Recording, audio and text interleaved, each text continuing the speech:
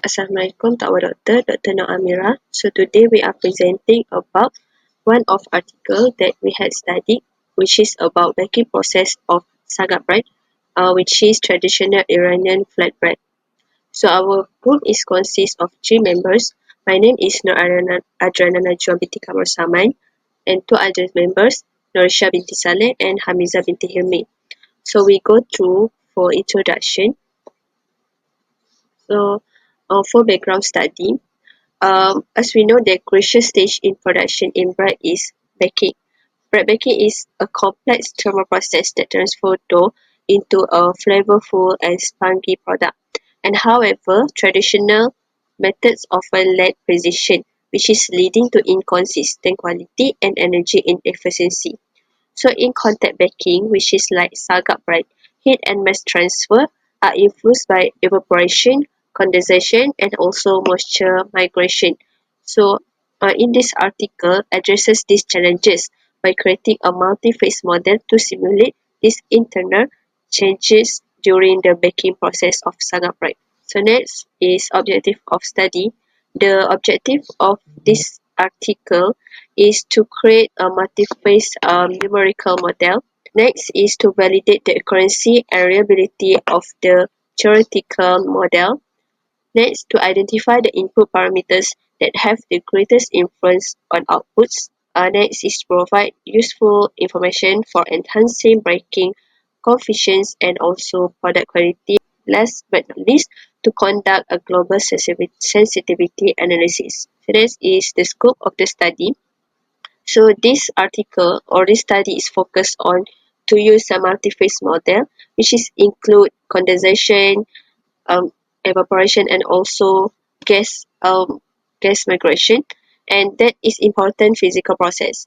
Next includes both manual and computer aided solution. For the mathematical formulation, so basically this model extends the classical heat diffusion equation to account for complex physical phenomena during the contact baking of porous food systems like the Sangak bread. This application is a one-dimensional heat transfer model. So it treats the dough as a slab with specific interaction at its top and the bottom surface. So this is the heat transfer equation in our model. So the first is the transient heat storage, and this term is account for the time rate of change in thermal energy within the porous medium. Second one is the convective heat transport, and this term is the convective transport of thermal energy via the movement of the gas phase. Next, this is the conductive heat flux, and this term follows the Fourier's law with temperature dependent. The last one is the latent heat source, and this term captures the thermal energy that absorbed during the evaporation or released during the condensation. At the start of the baking process, basically we assume that the entire dough is having a uniform temperature, which is a Tx0 equal to T0, where the Txt represents the temperature within the dough at position X and the time T, which is 0. For the next boundary condition, these conditions reflect the physical interactions at each boundary. T0 T equal to T infinity at the bottom surface. So the bottom of the dough is in direct contact with the heated surface, which is the hot plate. The top surface of the dough is exposed to hot circulating air, and in this region, heat is transferred via convection, and the rate of heat exchange depends on the temperature difference between the dough and ambient air. This model actually enables the precise control, which helps to design the high quality of bread production. So these models also predict how bread responds to heat by reducing some issues like dryness, and the next one, it goes beyond the best heat conduction to analyze the complex interactions between heat and moisture. So now I will present the manual solution of the heat transfer model using the method of separation of variables. So we started with the full heat equation that includes 4 components: transient heat storage, convection by gas, heat conduction, and latent heat from evaporation or condensation, like the equation provided in the slide. So just to solve this analytically, we simplify the equation using several assumptions. So first we assume one-dimensional heat flow, meaning heat only travels along the x direction. Second, we assume no gas flow since it's the early stage of baking, so gas velocity is 0. Third, we assume no evaporation or condensation is happening yet. And finally, all thermal properties like conductivity and heat capacity are constant. So by applying these assumptions, PDE becomes the normal heat equation. like provided in the slide. So next, we define our initial and boundary conditions. So at time t equals to 0, the temperature throughout the bread is uniform. So t at 0 equals to t0. At the bottom of the bread, x equals to 0, which touches the hot plate, we fix the temperature t0, t equals to t hot.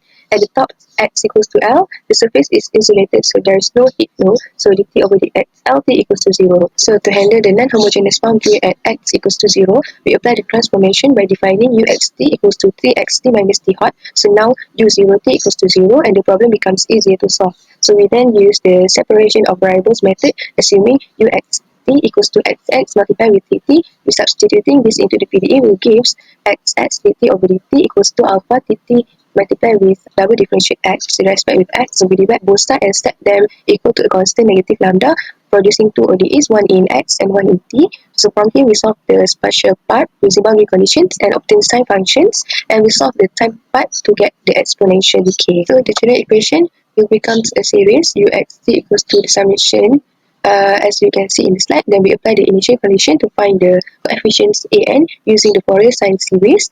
Finally, we return to the original variable using txt equals to uxt plus t hot. This is the Python simulation that models the heat conduction in the baking process of bread.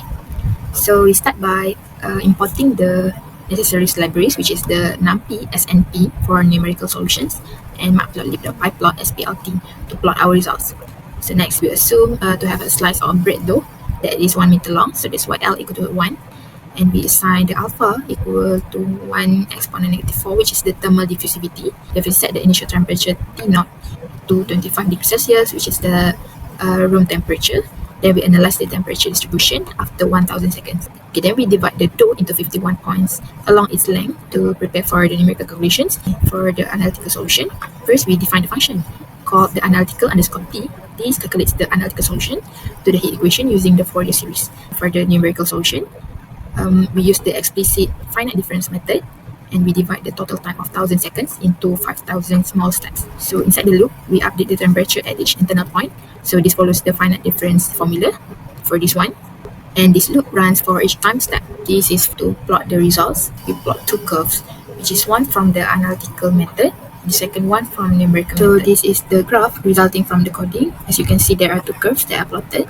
So the solid line, which is the blue line, represents the analytical solution, and the dashed line, which is the orange line, it represents the numerical solution. Now we move to discussion part. So first, we look for computer-aided solution. So we use a Python program to solve the problem numerically. The simulation ran for 1000 seconds, and it showed how temperature gradually moved through the dough from the heated base. We visualize that result of the graph is follow almost the same curve, which is it shows our result is accurate, and the model matched the analytical result very closely with a maximum error under 0.5 degrees Celsius, and this shows that our numerical model is valid and accurate. And the importance for computer-aided solution is more powerful for simulating complex and realistic conditions. So next we move to manual solution. For manual part, we simplified the full equation, and we assuming there is no gas flow or evaporation happens and constant thermal properties. So we reduce the model to a one-dimensional heat conduction equation. Next, we using the method of separation of variable, and we derive that a closed form solution. While this is a good understanding for theoretical, so to conclude, this study explores heat transfer in flatbread during baking using both analytical and numerical methods. So the analytical solutions based on the simplified 1D heat equation provided a clear understanding of heat diffusion during the early baking stage under ideal conditions, while the numerical model implemented in Python using the finite difference method allow us to simulate temperature changes more realistically. So to improve the accuracy, we recommend including phase change effects like moisture evaporation using temperature-dependent thermal properties, applying more of these numerical schemes like Frank-Nicholson, and validating with experimental data such as thermocouple or infrared readings. So both analytical and numerical methods have their own strengths and limitations. The analytical method is great for building a strong theoretical understanding, solving simplified problems with constant properties, and requiring very little computation, but it's limited when dealing with complex geometries, time-varying boundary conditions, or non-linear material behavior. On the other hand, the numerical method is much more flexible. It handles real-world complexity. It allows detailed simulation under realistic conditions. However, it requires more computational resources and careful attention to things like time step size and mesh isolation to ensure stability and accuracy. Thank you.